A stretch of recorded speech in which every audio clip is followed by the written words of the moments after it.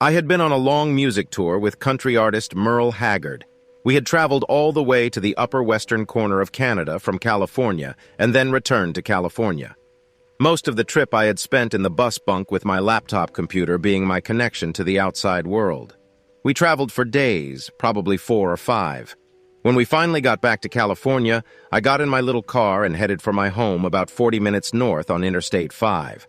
I hadn't noticed yet that I had become badly dehydrated during the long trip. I drove to my house in the mountains with little trouble, but it was morning and I was restless. My brother called me from the local casino and wanted me to come down and play some slots with him. Although I felt lightheaded, I was still wanting to do something to break my feeling of restlessness from the long trip on the tour bus. I got in my car and headed back into town. I arrived at the casino to find my brother and a friend playing slots at the bar. I ordered an orange juice since I was remarkably thirsty, and it was too early for a beer. I sat on the bar stool for about 10 minutes playing Keno with my brother when I began to feel extremely lightheaded.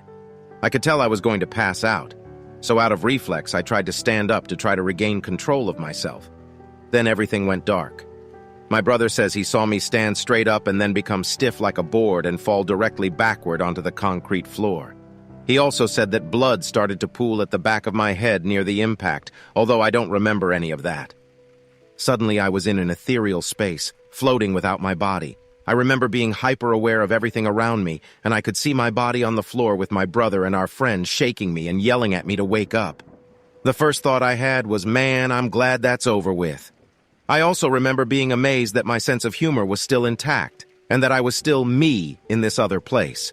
I remember feeling so good and so light with no cares at all. I felt like I was finally going home and immediately was experiencing a presence through my being that I was communicating with instantly. It said to me first, "Don't worry, we've got you." Every thought I had was instantly answered as soon as I thought it.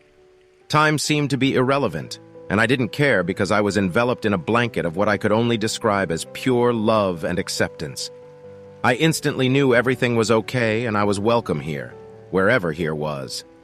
I then felt my focus going out into the heavens, into a warm, dark space with light all around. I knew I was connected to everything instantly, and I knew I wanted to stay here. I can't overstate how much it felt like I had already been there before, and that it felt like home overwhelmingly. Then I had the thought that I never wanted to leave this place and wanted to continue further. As soon as I had that thought came the knowing that I had to return to my body because there was more I had to learn on Earth. I felt slightly disappointed at this thought, but my bravery kicked in, and I felt my focus returning to my life on Earth. It was then that I had several flashes from the past of interactions I had with others on Earth, and I could feel and sense the emotions of everyone involved in the exchange, like they were my own thoughts and emotions. I then understood the way that every little action we take in our lives echoes in this place forever, and that we are all connected to each other and to God.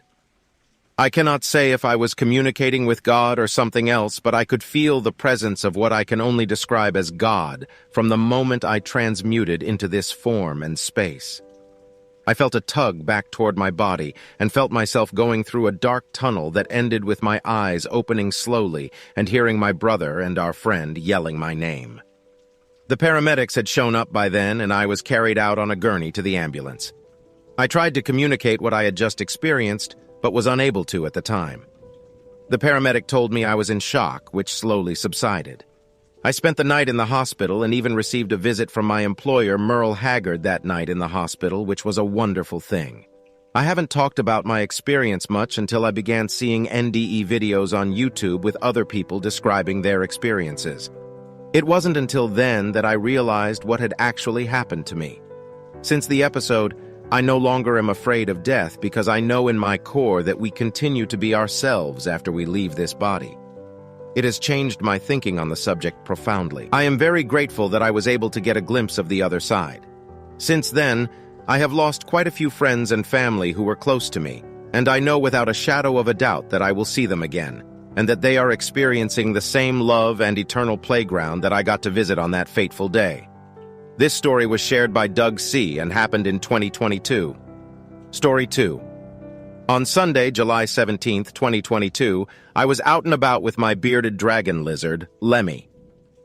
We were walking through the drainage tunnels as a shortcut to our destination. We were resting in an open part of the wash, situated directly behind the runways of North Las Vegas Airport.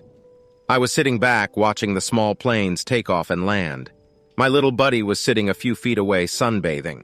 I was taking a long-awaited drink from my water bottle as I watched a small, single-engine Cessna making a right turn in my direction and preparing to land. I watched another small plane descending behind it. At least it appeared that way from my vantage point. I expected the planes to pass directly overhead of me to land. But to my horror, I watch as the planes collide mid-air about 50 feet above me. I scrambled to my feet, grabbed Lemmy, and sprinted towards the steep driveway-like slopes of the storm drain. When I heard the deafening sound of an explosion, I was thrown forward with tremendous force while pelted by small pieces of shrapnel. I went unconscious as I hit the ground. When I regained consciousness, I saw nothing but a dark tunnel. I thought I imagined the whole incident and looked around for Lemmy. But he wasn't there. I freaked out and ran towards the end of the tunnel. I was blinded by an intensely bright light. Then, I found myself in a different location. I was a grassy oasis type of place. This confused me as I was greeted by a strange, robed figure who led me down a path to a field. Numerous people were sitting there. I recognized my grandmother, great aunt, and a close family friend. All of them had died when I was younger. I asked the robed figure, "Who are you?" Instead of getting an answer, everyone else was asking me what I was doing there so early. I replied, "I don't know." I relayed the story that there was a crash, I passed out, and woke up somewhere else without Lemmy. I asked if they had seen him and demanded that I get to him. The robed man placed one hand on my forehead and everything became blurry and dark. I opened my eyes. This time I found myself on the ground and in a lot of pain. As I stood up, I saw the burning wreckage of the small Cessna about 20 feet away from me. The pungent smell of burning flesh and metal was very strong. I frantically looked around for Lemmy and found him a few feet away from me. I picked him up and dialed 911. I explaining the situation while cautiously inching closer to the burning wreckage. I wanted to see if anyone had managed to survive. It was so horrible that although it will forever be ingrained in my memory, some things are just better left unshared. I suffering a broken knee and a fractured wrist. Lemmy suffering a broken forelimb and a spinal displacement. We spent a day in the hospital. The nurses were so nice to me and little Lemmy. They even made him his own little splint for his arm. In the end, we were okay. I wish I could say the same for everyone else, but the air collision resulted in 4 fatalities. I was met by journalists for an interview, but I declined due to the severe aftershock. This story was shared by ENT and also happened in 2022.